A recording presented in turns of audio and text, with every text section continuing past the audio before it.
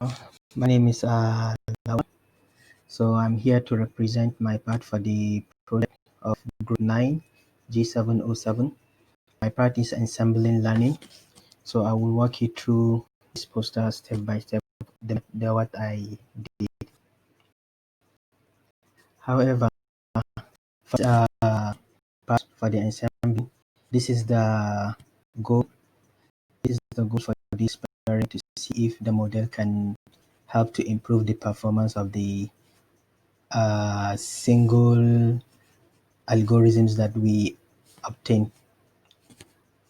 Then the experiment, this is the overview of the experiment.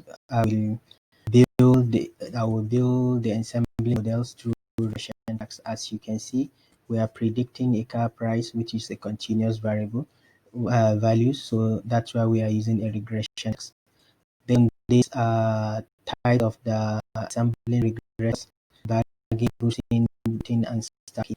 So I will use all these methods of regressors for the experiment. This is the method I use before before running each experiment on them.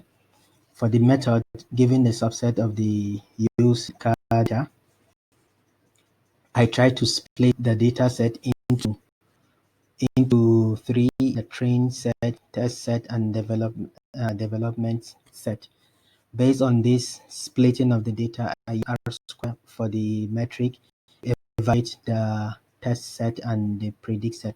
But at the end of this experiment, I will only compare the test score performance for each of the model. Then this after identifying the parameters previously from the other team member. So I use the same parameters he obtained to see whether this assembling regressors can help to improve performance. So I will start with the bagging. The bagging, this is the uh, base. This is the bagging regressor. The parameter set for this bagging for the bagging regressor, and this is the baseline, the base regressor. It's using the linear regressor as a base. So based on the observation, by default settings, the linear regression was able to perform better after a lot of tuning. Likewise in boosting, this is the parameter I use for the tuning, and at the same time the base regressor I use is linear. So still the same thing, I obtain still the same thing using the default setting. The best performance was obtained. The voting, I also use the voting regressor based on these parameter settings, but here the difference between them is that this voting and stacking use a multi-base regressors. So you can add more than one regressor in these two stage so that you can be able to compare. But at the end of the voting, we'll use the majority vote as a best performance. So these are the parameters since we up previously. So I will include them here in the best performance according to the voting method.